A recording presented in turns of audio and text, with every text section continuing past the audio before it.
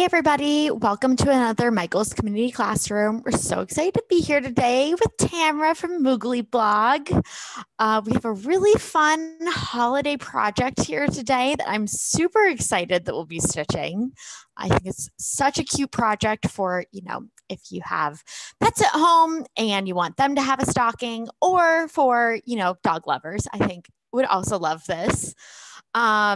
I am Allie W. I will be helping moderate the chat today. So if you have any questions throughout the class, feel free to drop them in the chat and I will make sure that we get them over to Tamara.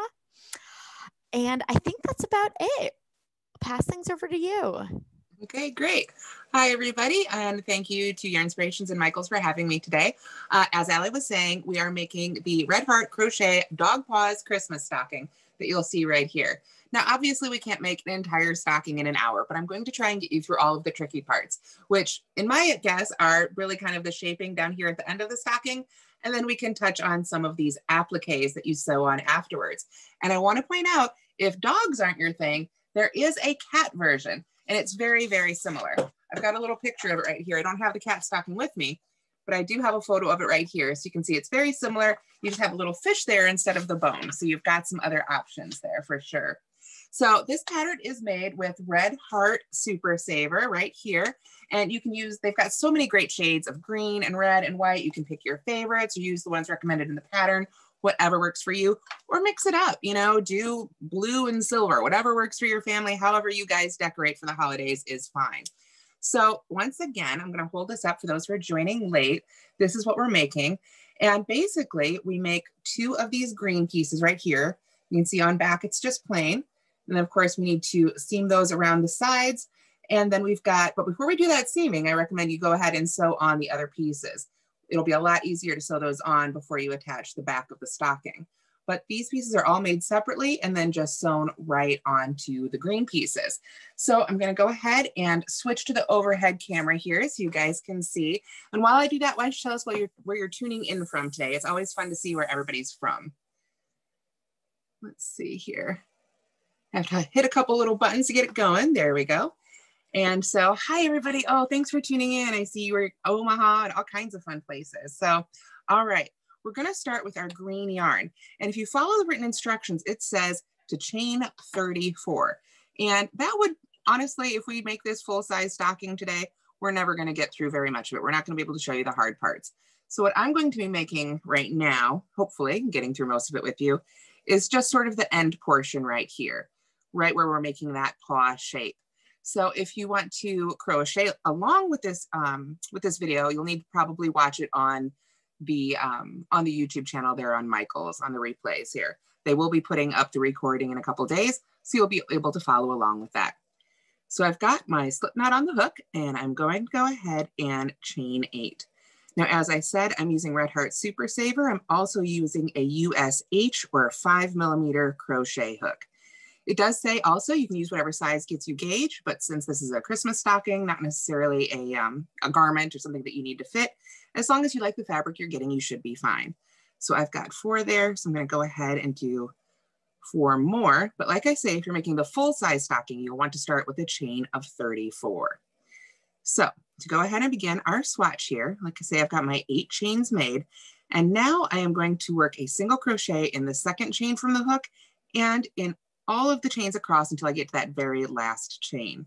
So when I work into the chains, I really like to work into the back hump, which you can see right back here, rather than under the top 2 loops, just because I think it gives me a nicer finished edge. But you can work into whichever portion is up to you. So I'm gonna go under that back hump from the second stitch from the hook. Let me pull that out again. You can see I skipped one. So I'm gonna come right to the next one and work a single crochet. And then you simply single crochet in each stitch across until you get to that very last stitch. And I know I've kind of just jumped into it today, but I've done that because there's just so many pieces that I want to be able to show you guys. So Allison, were there any questions up front that I needed to answer here while we get our single crochets made? Nope, none in the chat right now. Great, just wanted to make sure. I don't want to speed through it, but like I say, I want to make sure that I hit on all those important parts.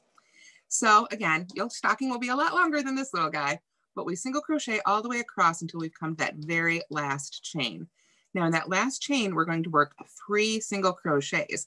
And when you're putting all those in, that's going to bring those stitches right around a little bit. So here, I'll show you what I mean. We go right in there just as we were before for our first one. And something I want to do here at this end is I want to go ahead and use a couple stitch markers. These help guide me both on my little swatch and on bigger projects. Anytime I've got a section where I do interesting things like increase, or if I've got a complicated stitch pattern and I don't want to lose those first and last stitches of the row, I always like putting a stitch marker in here. So down here where we're turning the corner is where we start building out that paw shape on our stocking. So I want to kind of mark that out. So let me get my fingers rearranged here. So we've got 1 single crochet in that chain. We're going to go right back into that same chain for another one. And you can see how that's sort of bringing us around that end. We can go right back in that same space. And this time, I'm going to move that end out of the way. And it looks like I'm actually going under those top 2 loops now. And that is exactly how it should be. Like so. So now that third one, I'm going to go ahead and put my next stitch marker right in there to mark out the end of that set of 3 stitches that will build out to our paw. After that, we simply single crochet in each of the next 32 chains, but it's from that opposite side. Remember, we turned that corner. Now we're at the opposite side of our foundation chain right here. So now we want to work 1 stitch in each of those. So you just need to find each one of those stitches. There we are. And work a single crochet on across until you are back at that beginning end. We're not going to turn around this next corner. We're actually going to turn our work or flip it over as we normally do when we're working in rows. So it's kind of a unique row. It's almost like working half an oval, as you'll see here. Let me pull up a little bit more yarn from my skein. One of the great things about Red Heart Super Saver is that it is set up as a center pull ball. So, and they even have on the labels, if you haven't noticed it before, right on the label, it shows you which end to look for that center pull end from. So that's always really nice. So I'm almost here. Like I say, this is why I made this little swatch, so you didn't have to watch me crochet 32 single crochets every row.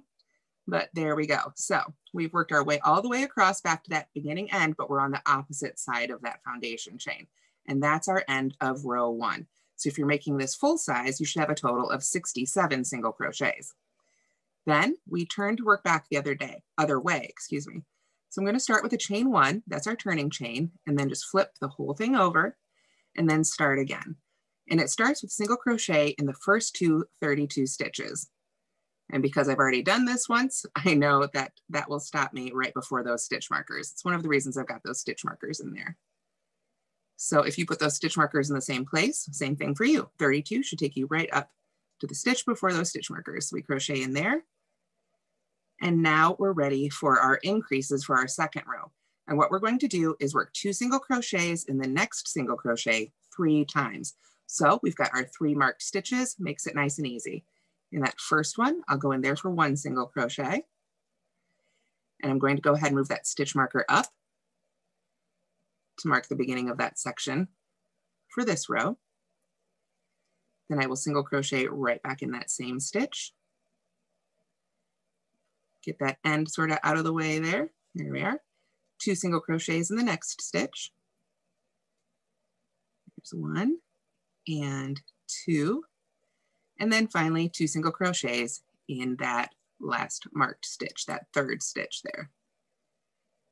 And when I've made the last one of those, that's when I'll go ahead and move that stitch marker up to mark that last stitch, like so. And then I just continue right on up that second side with our single crochets. Easy as can be. And that's the great thing about this pattern. Although it's got some special moves and our paw does have some other stitches, the vast majority of it is single crochets. But even so, I do recommend that you use stitch markers to help you keep your place. So I'm going to pull up a little bit more yarn here, but that's it for row 2. Easy enough, right? And after that, you should have 70 stitches because of those increases right there at the end. So let's move on to row 3. To begin row 3, again, we'll start with a chain 1, and we're going to turn our work to work back the other direction. Then we single crochet in each of the next 33 stitches. Now we're supposed to have 32 stitches before our stitch marker, so that means we're going to go with 1 more. So of course you can count your actual stitches on the full size project, but we're just going to single crochet across here on our little sample, like so. And then, like I say, I know that on my sample, this counts as the 32nd stitch. So this one will be the 33rd. So I'm going to go ahead and move my stitch marker up there just to help me keep track of where that stitch is. And then I'm going to work 2 single crochets in the next single crochet. Make sure I'm centered here on our camera. There we go. So right in the top of that next stitch for 1 single crochet, and then right back in that same stitch for our second single crochet. Then 1 single crochet in each of the next 2 single crochets. So there's 1 in the next one, like so, and 1 in the one after that. There we are.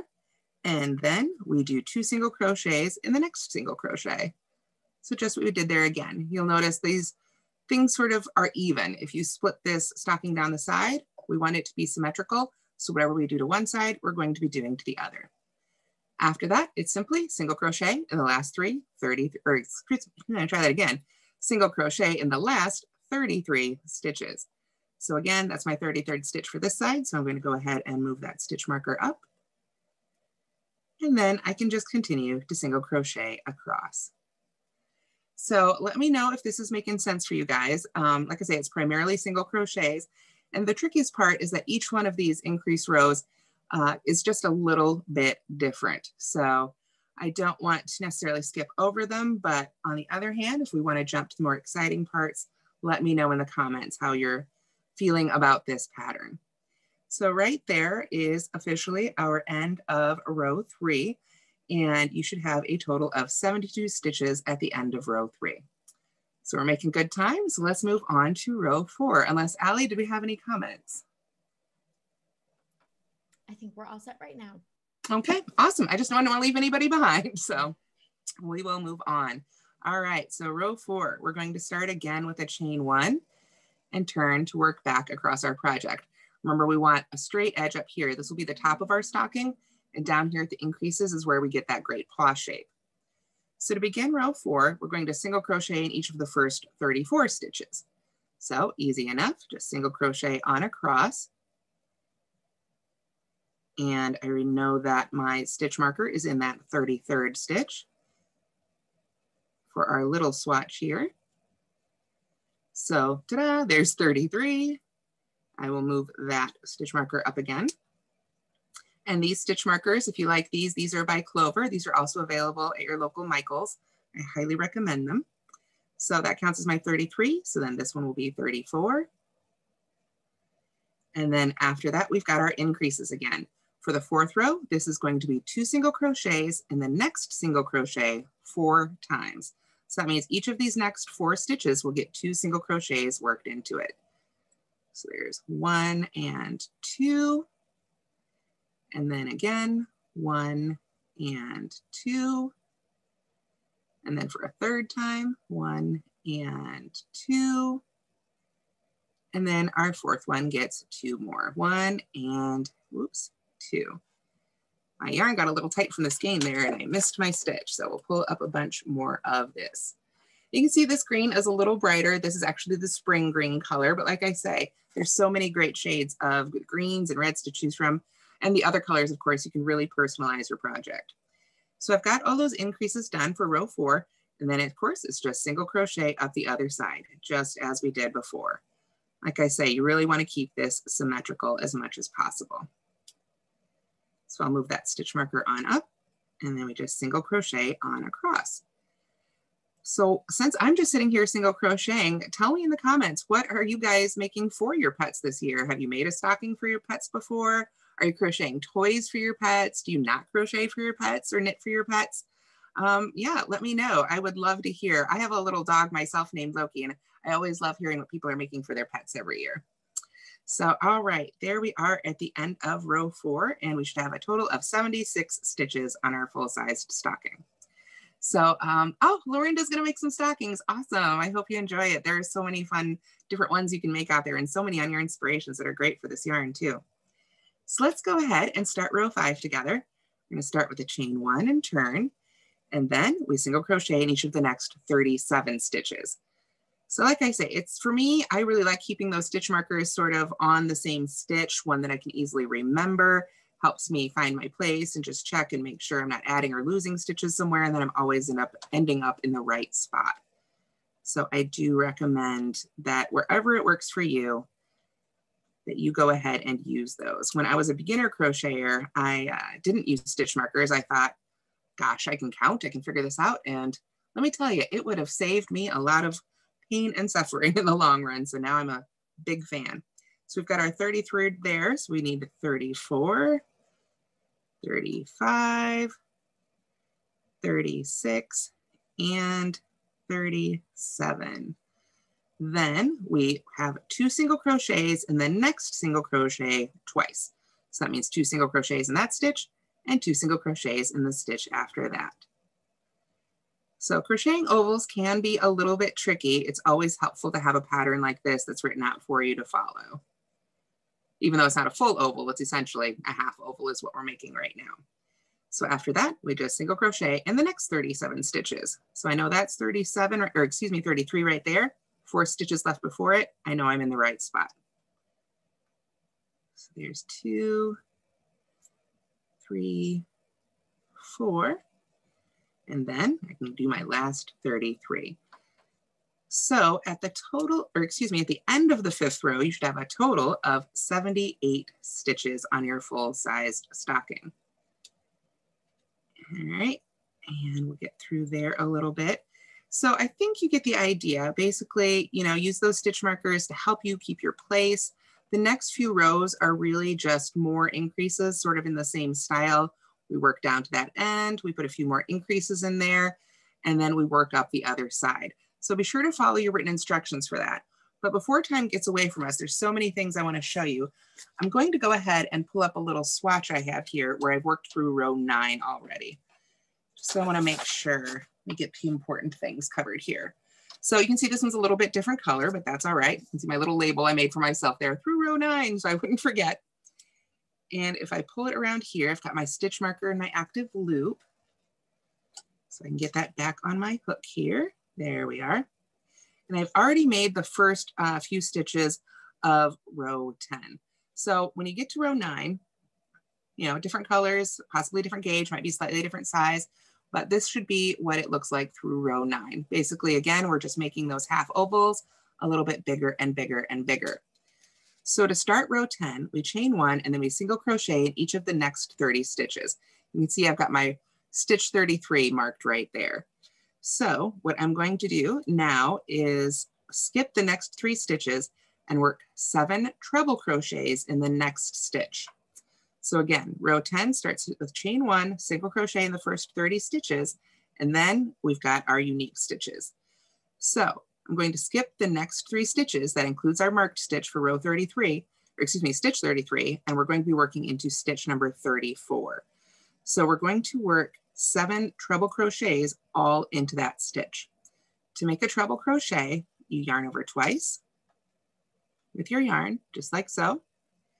Then we go into the indicated stitch, just as we normally do under those top 2 loops.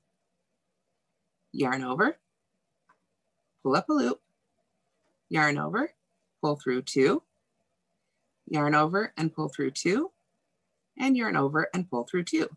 And that's our first one. It can seem really gappy here, but by the time you've worked 7 all the way around, it's going to create that really great shell shape that creates for this project the paw shape. Now we can go ahead and move that stitch marker out of the way. I don't think it's gonna be doing us as much good here anymore. We've got our unique stitches to help guide us. So now I need to make 6 more treble crochets all into that stitch. So we just yarn over twice again, go right back into that same stitch, yarn over and pull up a loop, and yarn over and pull through 2 3 times. So I'm just going to keep doing those right into that same stitch. There's 2. And I've got 1, 2, 3, 4 made. A few more here. Is that for everybody? Everybody following the treble crochets okay? There's 5. We'll do yarn over twice, go back in that same stitch again, pull up a loop, yarn over and pull through 2, 3 times. And I did see the question pop up, can I make one for my cat? Absolutely. There is a cat paw stocking pattern on yarnspirations.com as well. So definitely check that out. It's very similar. It's just instead of a little bone at the top, it's got a little fish pattern. So you can customize it for what your cat loves as well, or your dog for that matter, if your dog loves fish. So we've got 1, 2, 3, 4, 5, 6, 7 treble crochets all made right there. And you can see how that creates that sort of shell shape. And that's what's going to give our paw its shape for that first little section of the paw. So we skipped 3 stitches before that. We're going to skip 3 stitches after that. So 1, 2, 3. Then we work a single crochet in the next stitch. So like that. And you can see that pulls down our shell shape there to start creating that paw shape. Then we need to repeat all that again. So if you're following along with the written pattern, that's the part that starts with the asterisk. We skip 3 stitches again and work 7 treble crochets in the next stitch. So you'll notice, here's a couple tips on trebles. When I'm doing my yarn overs here, I'm not pulling up on this loop. It's not loose and floppy as I do my yarn overs. I keep it really tight and close and down next to my fabric. The problem that most people have with trebles is that as they work those sets of loops off, that first loop on your hook, the active loop from the previous stitch, it tends to pull up and get loose, and that can make the treble crochet a little floppy. So if you keep good tension on all those loops across your hook as you begin this stitch, it will give you a lot better stitch. So you can see as I go into that indicated stitch, I'm keeping my hook just right along the top of my fabric there, and I'm not doing a lot of pulling up on it. I'm just really gently pulling from this end and not from that end. So I yarn over and pull through 2, 3 times. That keeps that little loop right there nice and tight. I don't want to make it so tight I can't work back into it on the next row, but I don't want it to be big and loose and creating a lot of space right here. Additionally, if you find some sort of odd loopy bits inside your treble crochet, don't be afraid to get in there with your fingers or even a little yarn needle. Might be a little easier for me to grab one of those to show you here so my fingers aren't in the way. There we are. You can sort of give each of those little strands a little tug if you need to. Sometimes one gets pulled a little bit, it might be a little floppy. If you go down to the one underneath and give it a little tug, sort of zhuzh it a little bit, you can straighten those right out as well. So just go ahead and take your time with those treble crochets and try and keep those loops as tight as you can as you go into those stitches so that you can get a really good effect with those. It can take a little bit of practice, but the rest of this pattern is mostly single crochets. So you can take your time on these stitches here. Did we have any questions on the treble crochet or anything like that, Allison?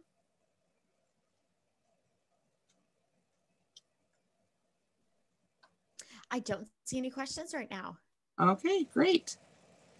All righty, let's see here. Just making treble crochets. So there's 6 of them. Excuse me, 6 of them. There we go. And there is our 7th. So then to complete that repeat, we skip 3 single crochets again. And one thing you might want to do is make sure you don't accidentally not count that stitch right after it. After you've worked a bunch of stitches into one stitch like this, it can kind of push into that space a little bit almost for the next stitch and make it want to disappear. So make sure you don't miss that and you count that as one of your 3s. So 1, 2, 3, and then single crochet in the very next stitch, like so. All right, so we have repeated from our asterisk twice, and then we single crochet in the next stitch, like so, and then we do it all again. So really it's 4 of those treble crochet shells, but it's just right there in the middle. You have to have 2 single crochets in there instead of just 1. So we're going to do the same thing again. Yarn over twice, skip 3 stitches, and treble crochet in the stitch after that 7 times. So there's our first one. And like I say, if that loop gets a little too big, like that one's almost a little bit bigger than I'd like right there because I made it so quick, it's not a problem. You can just go ahead and pull that right out. Get your hook back in that loop and try again. And just make sure you have some good tension on that active loop before you make your yarn overs and that you try and not let that go too much as you crochet. So I'll take a little bit more time here with my own treble crochet. There we are, not so bad. So there's 1, and 2, and 3 and 4 and 5 and 6 and 7. There we are. All right, sorry about that. Just want to get those made for you here. So we've got our 7, then we skip the next 3, single crochet again. And then of course we do that repeat one more time. And then that will give us our 4th bump out there for our little paw shape. So one more set of those shells, and then we're back to single crochets for, I believe, the rest of our pattern. So we skip those 3 and get those next set of 7 right in there. You can see right there, there's those skipped 3. I'm right back to before, stitch right before my stitch marker. So here we are. Oop. Let me try that again. Everybody makes mistakes. That's one of my favorite things actually about crochet as a craft, is how easy it is to fix your mistakes when you make them. All it takes is a little tug and they go away. There we are. So there's 5 and 6 and 7. All righty, we are almost there. So then we finish off that repeat, of course, by skipping 3, 1, 2, 3, and single crocheting in the stitch right after that. And then of course, after that, it's just single crochet in each stitch until you get back to the top of your stocking. So in this one, I've got a little stitch marker marking that stitch for me. So I can go ahead and get that one out of the way. And that right there, it's getting a little bigger now, is what your stocking should look like after round 10. You've got 4, 7 treble crochet shells like that. And right now it looks a little shelly and lacy, but once you put, where did that finished one go? Once you put those appliques on top, you can see it really sort of blends in and you don't see those as shells anymore. It really does look like a dog paw. So the last round for the stocking itself is, or I should say row, not round, is row 11. So for row 11, we're just going to doing some single crochet around that really sort of finishes this off and gives it a nice edge. And we also want to do that on this side. We'll be turning back and working from this side because this is the right side of our fabric. The side with our tail on it is the wrong side of our fabric. And we want to make sure our right sides are facing out on our finished stocking. So again, to start row 11, I'm going to chain 1 and turn to work back here on our right side. And then we single crochet in each of the first 32 stitches.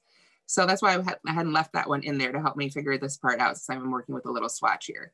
So that's definitely going to take us across all our single crochets before we get to our treble crochet. And then I need to look down here and see, for me, that would have been the 3rd stitch, would have been 33. So that would have been 33 right there, 32, 31. So that would have been 30. So 31 and 32 takes you into those first 2 treble crochets. So as you're making row 11, you'll single crochet in each stitch, each of those single crochets, then single crochet in the first 2 treble crochets, like so. Then we're going to work 2 single crochets in the next single crochet 3 times. So right in those center 3 stitches of that shell, that's where we need to have our increases. So 2 single crochets in that one, 2 single crochets in the next one, and 2 single crochets in the stitch after that. Then we single crochet in the next 6 stitches. So we'll work right on down our trebles here. 1, 2, the 3rd one lands us right there. 4, 5, 6. We're heading up our 2nd one here. Then 2 single crochet in the next single crochet 3 times. 1,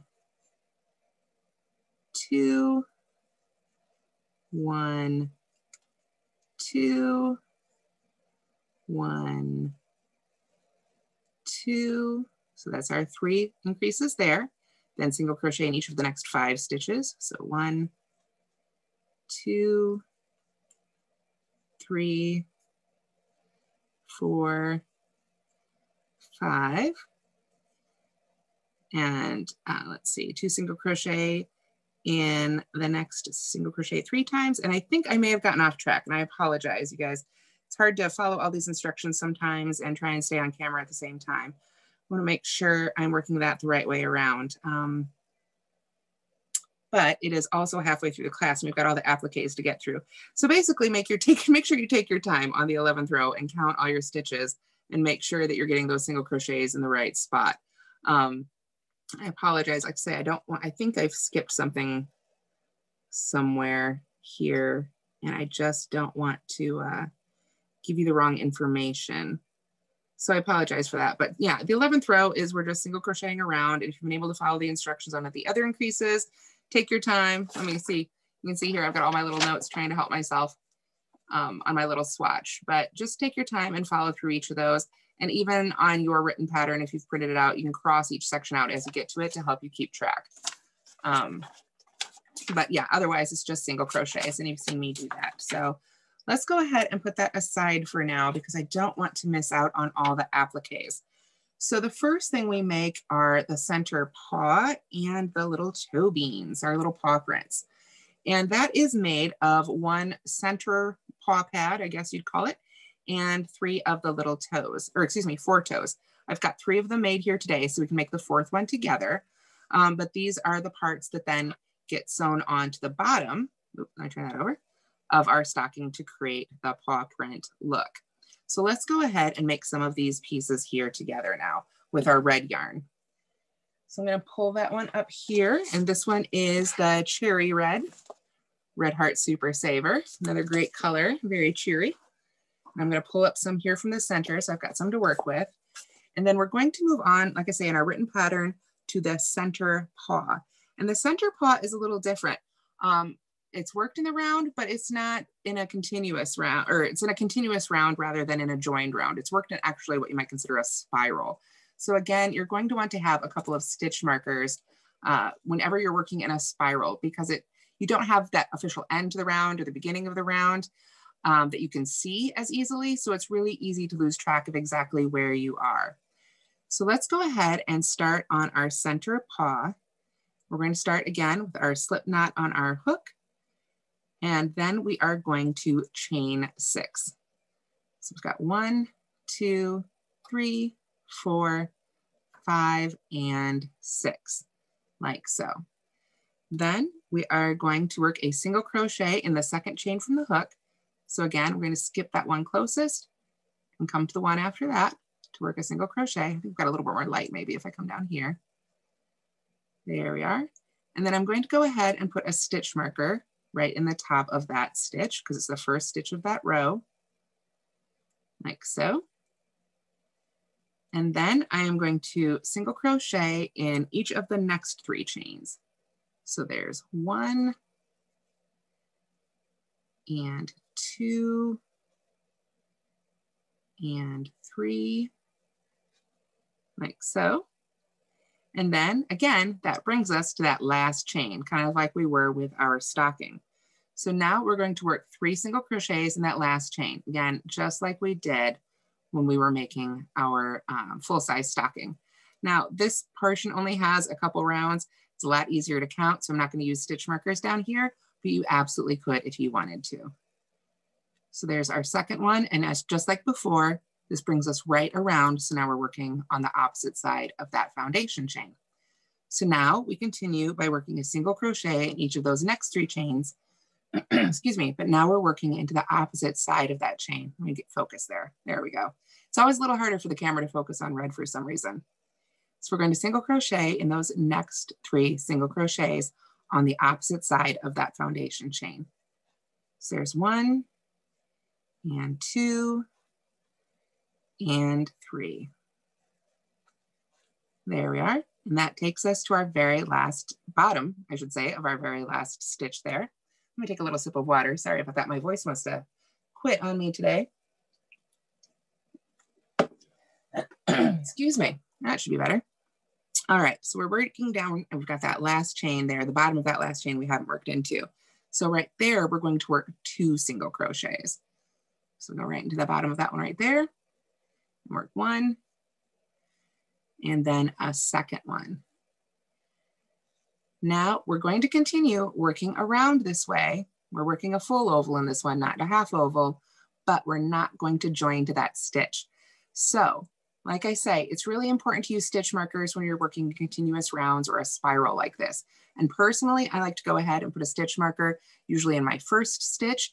Yarn Inspirations likes to recommend you put one in your last stitch. You could put them in both. I ended up putting them in both when I was working this pattern just to help me keep track and make sure I didn't lose my space. So with that, we're ready to begin round 2, the second round. And we don't need to join again because we're going to be working in a continuous spiral. So what we're going to do is work 2 single crochets in the very first single crochet. So that is our first marked stitch, the very next one we come to. So we just go right on in there without joining or anything and work 2 single crochets. So I'm going to go ahead and move that stitch marker up to the first one of those 2 so I don't lose my place. There we are. So now I know that's the first stitch of the round and that's the last stitch. Get my hook back in there. And then I work 1 single crochet in each of the next 3 single crochets. So there's 1, 2, and 3. Oop, try that again. There we are, 3. All right, there we are. And then we work 2 single crochets in the next single crochet 3 times. Got to increase as we come around that curve. So we go to the next one for 2 single crochets. There's 1 and 2. And then the next one gets 2, 1 and 2. There we are. And then the next one gets 2, 1 and 2. And there we've worked our way around that corner. And sometimes when you're working around in ovals like this, it wants to sort of bunch up, especially in the back. You just give it a good tug. It's almost like hand blocking it. That can really sort of pull and straighten out your stitches right as you're working with them. So after you've made those increases, then we just single crochet in the next 3 single crochets. And again, we're just coming right around that side. So there's 2 and 3. And then we finish up this round with 2 single crochets in the next single crochet twice. And it's easy to see because we've got that stitch marker right there in our last stitch that we have 2 stitches left. So we know we're in exactly the right spot. So 2 single crochets in that one. And then finally 2 single crochets in that very last stitch. And after I make the second of those, I will of course move my stitch marker up again. So at the end of this second round, you should have a total of 18 stitches. But again, we're not going to join. We're just going to go ahead and stop right there and move on to the third round. So the third round, we are going to add a couple other stitches. I was wrong. I forgot about, we've got a half double crochet and a double crochet in here, but not very many again. So we're going to go into that first stitch and we're going to do a single crochet and a half double crochet. So there's our single crochet and then a half double crochet in the same stitch is yarn over, go right into that same stitch again, yarn over and pull up a loop. We've got 3 loops on our hook, so we yarn over and pull through all 3. And there is our half double crochet. I'm going to go ahead and move that stitch marker up to the single crochet since that was the first stitch of this round.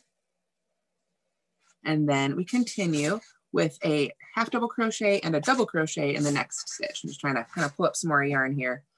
There we go. All right. So the next stitch gets a half double crochet. So we yarn over, go into that next stitch, yarn over and pull through all 3, and then a double crochet, yarn over, go into the exact same stitch, pull up a loop, yarn over and pull through 2, and yarn over and pull through 2. Then we double crochet in the next 2 stitches. So yarn over and go to the next stitch, pull up a loop, yarn over and pull through 2, yarn over and pull through 2, and then do it again. Yarn over, go to the next stitch, pull up our loop, and work off your double crochet, like so. Then we slip stitch in the next single crochet. This is going to give us that sort of bow shape, that indent in our little paw print. So we just go right on to the next stitch with a slip stitch, like so. Then, excuse me, you know what? I screwed something up, but we're close enough. We're just gonna go ahead and pull that back. I apologize. I made a mistake. It happens to all of us and it happens to me every day. So in our first stitch, we had a single crochet and a half double crochet. In our second stitch, we had a half double crochet and a double crochet, but we needed to put 2 double crochets in the next stitch. I put those each in separate stitches. I apologize, I was wrong. those 2 double crochets go into that very next stitch, both into that same stitch. Thought our little center was a little off center there. Always trust your eyes and go back and check the pattern if you need to. There we are. So now we're ready for that slip stitch in the next stitch. You can see it's right that center of that side there, like so. So you can pull that down really tight if you like a more pronounced paw shape, if you like a little smoother, if you're customizing it for your pet, you can keep it a little looser, whatever works for you. Then keep it symmetrical. We're going to work it off on the opposite direction of stitches there so we can get that same shape. So we ended with 2 double crochets in the stitch previous. So now we've got 2 double crochets in the next stitch. Oops. We wanted to be a half double crochet. So there we are. We've got 2 double crochets. And then in the next stitch, we will work a double crochet and a half double crochet. Sort of start working back down that hill is how I always think about it. Sort of working down the slope. Then the next stitch, we've got a half double crochet and a single crochet, bringing us all the way back down there. And now you can see how those stitches have created sort of that shape for our little paw print there. So to continue on, let me check my instructions here, make sure I'm in the right spot. Yes, we just single crochet in each of the last 11 stitches. So we don't need to increase anymore. We're just going to single crochet all the rest of the way around. So when you get to the end of that row, it says you simply fasten off and sew it in place. But I want to show you how I fastened it off, because when you're working in these continuous rounds, as you may have noticed, because you're not joining and you're in a spiral, need some more yarn here, you can have a little bit of a jog almost. It's like the stitches can be on a slightly different level in a weird way. So I want to show you how I finished that off with my yarn needle before I sew it on to get a little bit of a smoother finish. So I've single crocheted in those last 11 stitches, finishing in that last marked stitch. So now I'm done crocheting this portion. At this point, it says fasten off and set it aside to weave in later. I recommend, before you fasten it off or anything like that, I've got my loop still there on my hook, and I'm going to go ahead and cut the yarn. I'll pull my scissors up here. I recommend that you leave a nice long tail on the yarn end here, because then you can use that tail end to sew it onto your stocking. And it gives you one less end to have to weave in. Otherwise, you would have to cut a piece of yarn and use that. And actually, I guess you could say that's 2 more ends that you save by just making this one long enough that you can weave it in, use it to sew it on and then weave it in. So when I'm judging how much yarn I'm going to need to sew on a piece, for me, a rule of thumb is about 3 times as long as the seam I'm making. Then no matter what kind of seam I'm making, I always have enough yarn. So I will literally, I don't want to measure it or do big math. I will just sort of lay the yarn right around that edge that I want to sew on until it's about 3 times that long. And then I will go ahead and cut the yarn. And then I know I've always got enough to sew on, to sew it on to whatever I need to sew it on to. So now what I'm going to do to go ahead and finish it off is I'm just going to pull up on that loop and pull that long tail right on up through the stitch. There we are. It was so long it didn't all want to come through. Then I'm going to go ahead and get my stitch markers out of the way. I don't need them anymore for this piece. And I'm going to put that really long tail on a yarn needle. So if you haven't invested in a yarn needle yet, I do highly recommend them. You can get a lot better effects weaving in your ends with a yarn needle. And of course, it'll make it a whole lot easier for sewing. It's just like a sewing needle, but it's got a bigger eye that you can get your yarn through. Sometimes they're called tapestry needles as well. So I've got that long tail end here of yarn on my needle. So before I just go ahead and start sewing this in, what I want to do is I'm going to take this end and I'm going to send it right through the next stitch. I want to try and pull this up here so you guys can see it. Hopefully you guys see that in the camera there, but you can see I worked into this stitch for that last single crochet. So this is the next stitch right there. And I'm just going to go ahead and put my yarn needle right under those top 2 loops. Oops, pull it all the way through. Don't let it knot around your project here and get your other end in there. There we are. So I'll just pull that right under those top 2 loops like so. And then I'm going to send my yarn needle right into the top of that single crochet that I made last, that finished one, right back there, right through the back. Again, I don't want to accidentally create a knot or anything, but when I do that, it creates sort of like a faux stitch right there along our edge. So you can see right there, it looks like another V, just like any other stitch, and it creates just a little bit of a smoother line there. So then we can go ahead and sew our applique onto our stocking without having any funny little jog there. We've got a nice finished edge, and we've got our long tail ready to help us sew it right on. So of course we need to set that aside while we finished the rest of our toes. Allison, did we have any questions on that I could answer here while I take a little sip of water? We do not right now. Awesome. I hope you guys are enjoying this one. I know it's pretty simple, so hopefully I'm hitting all the big points here. Excuse me. The paw prints are pretty simple, just a little bit different again. And like I say, you need to make 4 of them, but I'll go ahead and pull up one of the finished ones here. It's very simple. It's just 2 rounds working in the round. Again, all single crochet for this one. So I'm going to start with the slip knot on my hook. And now I'm just going to chain 2. And if you are an advanced crocheter or an intermediate crocheter for that matter, or just somebody who's familiar with the magic circle, you can absolutely start these with the magic circle if you prefer. It's whatever you like. It's your project. Make it the way you like to make it. So I've got my chain of 2 here, and I want to work 6 single crochets in the second chain from the hook. So if you were doing this with the magic ring, you would just make your magic ring and work 6 single crochets into there. This time, however, we are going to be joining. So I've got my first one there. So there's 1, and I'm going to go ahead and put my stitch marker in it. When working in the round again, I love how much stitch markers help me keep my place. So there's 1, and then right back into that exact same chain for the other 5. And just like when we were working our little ovals, that's going to take us sort of around that chain we're working into to create that circle shape. So about halfway through, you just flip that end out of the way, crochet over it a little bit if you want to. It would be absolutely fine for this pattern. And then one of the reasons I like having that stitch marker is because when I'm busy talking to all of you and I've lost my stitch count, I know exactly where that first stitch is. So I can say 1, 2, 3, 4, 5, and I've got 1 more to go. There we are. So now I've got my 6 single crochets made. And even though it's just 2 rounds, I want to make sure to keep track of all my stitches. So I'll put my stitch marker into the last stitch. There we are. And then to finish off our first row, or round rather, we're going to go ahead and join with a slip stitch with this one. So we just go right in that first marked stitch and yarn over and pull that slip stitch through. And this is why I really like having those first and last stitches marked, is because that slip stitch can try and masquerade as a stitch, and it'll try and fool you, make you think there's another stitch there. So since I've got those stitches marked, I know that one is just my slip stitch. So we can go ahead and pull that tight if we want to. We're not going to be working into it again.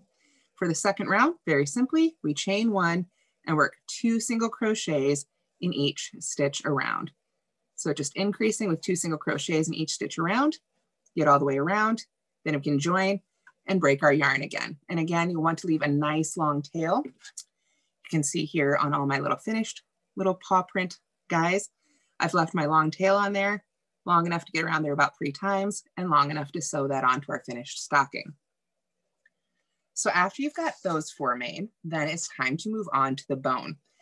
And the bone is very simple. Again, it is made in the white yarn. So I'll hold my hand up here so you can see it. The center portion of the bone is just made with rows of single crochet. So I've already got that part made right here. You can see we're just single crocheting right back and forth in rows. Easy enough. Then there are the little knobs on the bone, if you will. If I pull up our finished stocking here, you can see those are these guys right here, those 4 little additions that when we sew them over that bone, I don't know the bone terminology. I don't know bone anatomy. The straight part and then the little knobbly parts. So the little knobbly parts are very simple. Again, we, I think in that they just call them the ends of the bone in the pattern. So I've got those right here. And again, this is kind of, you can see the difference. It's just the same thing that we were doing when we made the sort of the other things, but this time we're working in a continuous spiral again. So I like to do that sort of close it off right there with that little special stitch that I showed you where I went under the next stitch. Whereas if we come over here, you can see how if you don't do that, you get a little bit of a jog there, but that's just a different look. So you might like that. Oh, thank you, Janetta, the ball of the bone. That's a great term for it. Thank you. Yes. So if you don't do that little sewn edge, you get more of a little jog right there, but that's okay. You might like that look. So you can do however you like for that. And I do like on this, when you have that little jog, how these married up and almost created a nifty little spiral here on the finished one. So however you like to finish those off, but again, it's just single crochets, and make sure you leave that long tail so that you can sew it on. Excuse me. Now we've only got 10 minutes left, so I want to make sure to go over the assembly a little bit for our pattern. Like I say, I highly recommend that you sew on these appliques before you put your two sides of the bone together. You don't want to try and get the seam all made, get your two halves of your bone together, because of course you're going to have to make two of these green portions before, and then have to come back and sew these in. You're going to be sticking your hand down in there trying to sew. It's not going to be a good time. So since we have the inside of a stocking that is going to be hidden, once it's all sewn together, you're not going to be able to see it. You don't have to worry too much about what the inside of the stocking itself looks like. You do want to make sure that you don't leave a lot of hanging ends. You want to make sure you weave in all your ends before you assemble your stocking so that people's fingers and the toys and treats and things don't get caught on those little ends. But otherwise, you can just go ahead and sew those right on in whatever fashion best suits you. There's the whip stitch, there's the running stitch, there's back stitching. It is genuinely whatever method you like to use. So I'm going to go ahead and just demo really quickly how I would do it here. And of course, normally I would weave in that little end back there first, but for now we'll just kind of tuck ours in there. And you can follow along with the written pattern, has a great picture on it. And of course, I've got the finished one here for reference. You can see it's got that little indent, that little Cupid's bow, how I think of it, on the paw print facing down towards the other, where we're going to put our little toe beans. So you can just line this up, eyeball it wherever you think it will look good. If you want to, you can use some stitch markers or pins. I don't have any pins over here on my table. You can sort of pin it on if you like to secure it before you start sewing. But then I would simply take that tail end, wherever it ended up on my project, make sure I'm all lined up, and then send it right on through the fabric. Now, like I said, we don't have to worry about making the back side of this pretty. So we can just sew right on all the way through, not worry about creating, you know, a traced side of our project. And then I would come back up and go under those top two loops of the next stitch. Get that right there. And then I really like a nice and securely sewn on applique, especially if you're going to let your pets play with this at all. You want to make sure that all the pieces are sewn on really well. I don't know about you guys. My dog loves pulling off any tag applique. When we give him a stuffed animal, that thing loses its ears and nose first. So make sure if you are going to let your pets touch this, that you sew it on very securely. So what I like to do in that case is use the back stitch, where I go back to that stitch I previously was at and go back down through that one. Pull that yarn right on through. Oops, if it wants to get tangled, make sure you don't catch some knots in there. That can happen sometimes with those long ends. You just want to take your time with it. There we go. And pull that down nice and secure. And then when I come up, I'll jump over to that next stitch. So we sort of come back one and then go back to the middle. Overshoot and then back to the middle. So you can see from behind here, might be easier if I actually go ahead and show you the back. You can see I've jumped over and I'll pull that through. And then when I come back to this side, I'm going to go back to that previous stitch so that I come up sort of somewhere in the middle or in between those two spots. And that's called the back stitch or back stitching. And I think that gives a really secure attachment for appliques like this, which, like I say, especially if you're going to let your dog or cat play with it at all, or leave it out where they might get to it, you want to make sure that that is sewn on really well. So you can see here on the back how that just sort of overlaps. And again, I'm not worried about how this looks because it's all going to be inside the stocking. If you were sewing on an applique that you were worried about how the back would look, what you would want to do is, let me get it back to the front here. I'll jump on over to that next stitch and pull up my loop. And then when I go in for that next stitch, rather than sending it all the way to the other side of the fabric, I would want to very carefully, sort of just almost like I was weaving in my ends, run it right in between the stitches as carefully as I could there. So you can see, hopefully, yeah, on the back, you can't see my needle at all, just like if I was weaving in an end, but we're still going to get it attached. So for some reason, if you want to do this as a wall hanging rather than an actual stocking, or you just wanted to use this technique on another applique you're working on, just carefully, like I say, try and sew right through the fabric rather than going all the way through. And then of course you can sort of pull your applique up, say, okay, where do I need to go next? This is the next stitch. Get my needle under there. Try not to put a big knot around your whole project. And then you can go right back down in the next one and scooch again right along that row or wherever you happen to be. Or, you know, if it's a stocking, just pull it right on through. So that is essentially it. We've come back over here to our finished stocking again. You can see, looks like they did some back stitching as well to sew this one on. And then you can just sort of eyeball it and put those 4 little toe beans right on those little toe scallops. And then for the bone, it is simply the single crochet rows that we've worked back and forth with our bone ends or bone knobs or whatever you want to call them, or little bone balls. Those can be overlapped right there on the end of that little section, and it creates that really great bone shape. And again, for those who tuned in late, there is a cat version on Yarn Inspirations as well. Same paw, same, you know, great shape. So you've seen how to do all of that. The only difference is there's this really cute little fish up top. So there's written instructions for that available on the site as well. So if you have both cats, you can get these 3 yarns, you know, these red, green, and white Red Heart Super Savers and make them for all your pets. Once you've got the applique sewn on, then you'll go to the instructions in the written pattern that are for the border and hanging loops, or excuse me, first the finishing, then the border and hanging loops. So the front and the back are simply sewn together through those edges, and they recommend doing it through the both loops of that last row. It gives you a nice secure edge there. You don't want, you know, the pieces of your stocking to pull apart when it's done, but you just sew those edges together. And then to finish it off, you single crochet right around the top, put a little bit of a hanging loop there, single crochet around again, put some double crochets, you can see right there in that hanging loop. And then you've got a nice sturdy loop, finish it off, and it's all set. So we've got only a few minutes left. So let's just go ahead and come back up to me, and I will try and answer any other questions you guys might have. I always like to move that after you guys are back on me so you don't get seasick. So there we are. So thank you so much for tuning in, guys. I hope you enjoyed this project. Again, here it is, a little more full size so you can see it. There is a gauge listed for this pattern, but I wouldn't worry too much about it because it's a stocking. And, you know, if it turns out a little big, it's just room for more treats, right? So again, check that out. And of course, the cat one as well. Were there any questions before we go, Allison? I don't think so. Just Okay. a reminder to everybody that this recording will be available on michaels.com/online/classes starting tomorrow. So you can come back and finish the rest of your stocking. For sure. And take your time with it. Yes. But it is a really fun project. So thank you so much for having me, everybody. Awesome.